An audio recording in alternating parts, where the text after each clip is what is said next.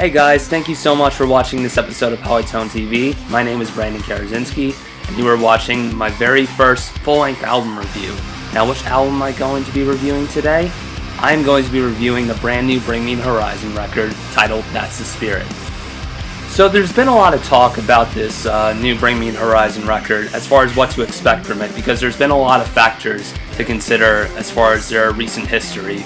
They recently moved to a major record label, Columbia Records, and also in their previous release titled Sempiternal, which came out in 2013, they used a lot of different elements and mostly the electronic elements. Not to say that they haven't had electronic elements in their previous work and their more heavier work, but it feels like the electronics are coming more to the forefront with each release, and this album is even a step forward towards that. It's even more of a progression into that sound.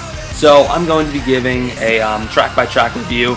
I'm not going to go over all the tracks, just really the ones that really stuck out to me and I feel like really highlight and define the record. There's 11 tracks on it, so let's get into some of my favorite ones on the album. The album kicks off with a song titled Doomed. It's the very first track on the record. And when I first listened to this song, into like the first 20 to 30 seconds of the track, I thought it was going to be like kind of an intro into the album. You know how some albums kind of have like just one track at the very beginning that just kind of transitions into the start of the album.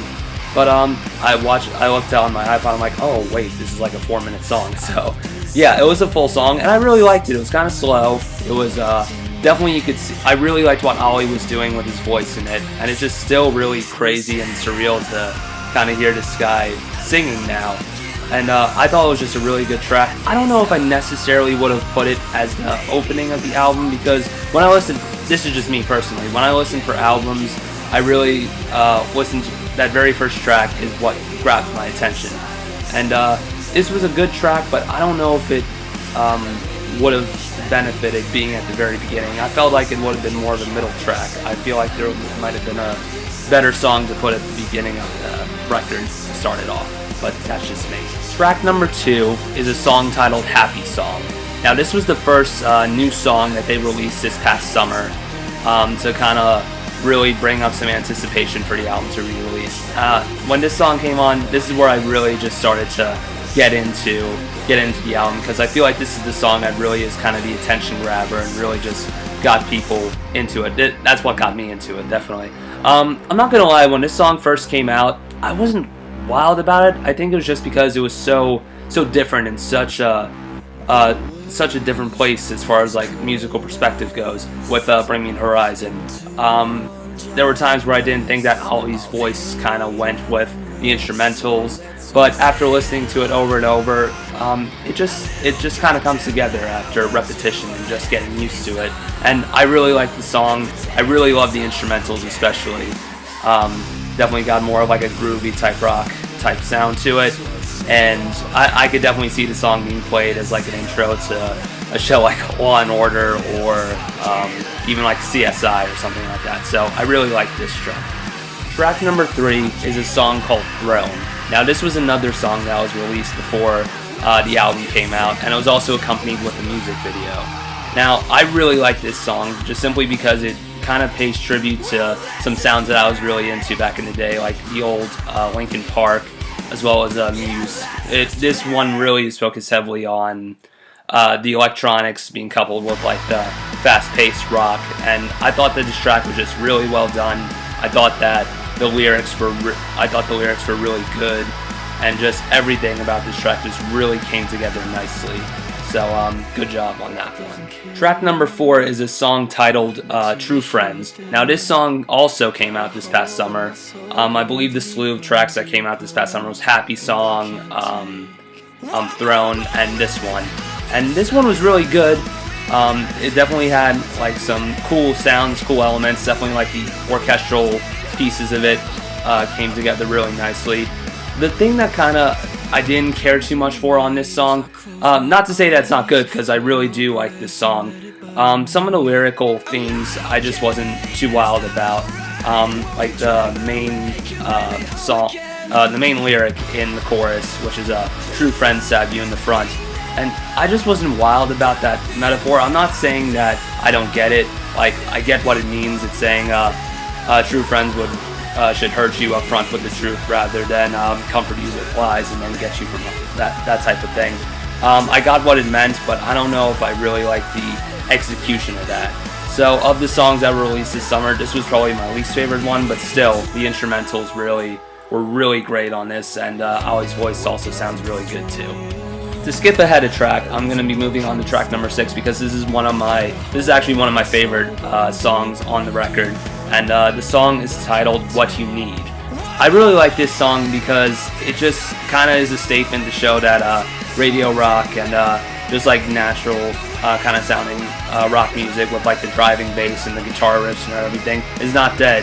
I thought that the song just really had that kind of nostalgic type sound to the radio rock and the hard rock genre, and I really liked it because of those reasons. So that's definitely one of my favorites on the record.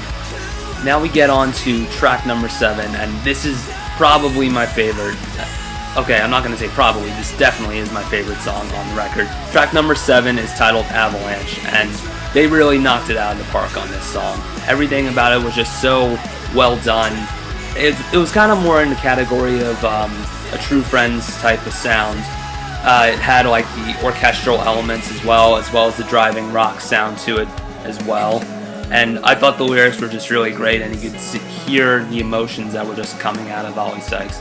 And I thought that this song really, of all the songs on the record, this one definitely really showcased Ollie's voice and really has proven him to be a singer. So definitely my number 1 favorite track on this record, which is Avalanche. Track number 9, and the last song I'm going to be talking about from this record, was Drown.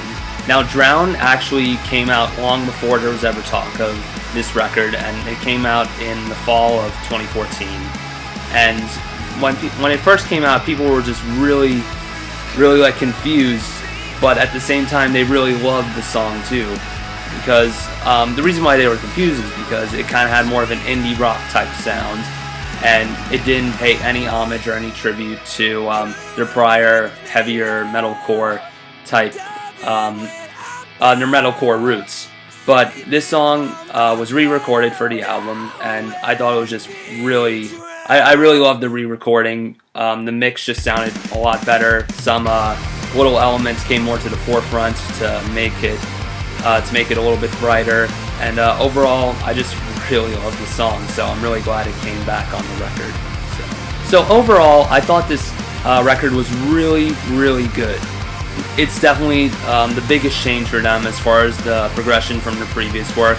And it's funny to listen to this record because back in the day when I used to listen to these guys from the Suicide Season days, it's hard to believe that arguably one of the heaviest bands I used to listen to back in the day could be capable of putting out a record like this. And I think that really just showed some growth and some great range for them as far as their musical influences and styles go.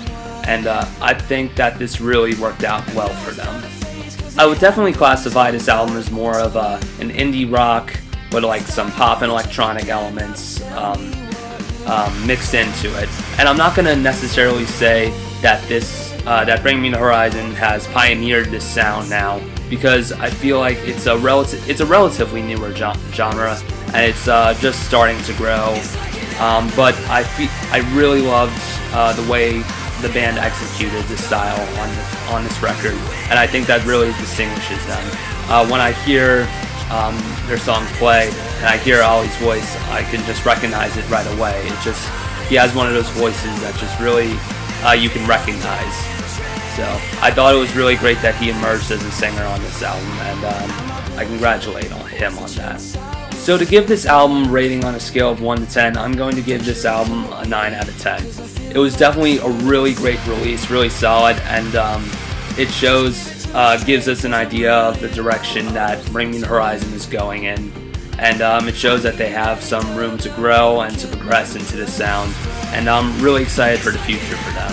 So I hope everyone else enjoyed this release, because I sure did. I can easily say that this record was definitely in my top 5 releases of this year. And there was a lot of hype, there was a lot of talk about this record, and rightfully so, because it deserved it. So good job to Bring Me the Horizon on this record. Thank you all so much for watching my very first full-length album review.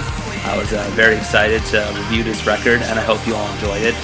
My next album review is actually coming again next week, and I'm going to be reviewing an album called If Life Were a Book, I'd Skip This Chapter by a band called I Hate Heroes.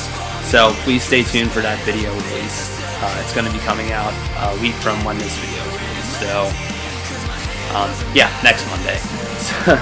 So yeah, stay on the lookout for that, and thank you all for watching. Please like and comment on the video, subscribe, and stay tuned for more.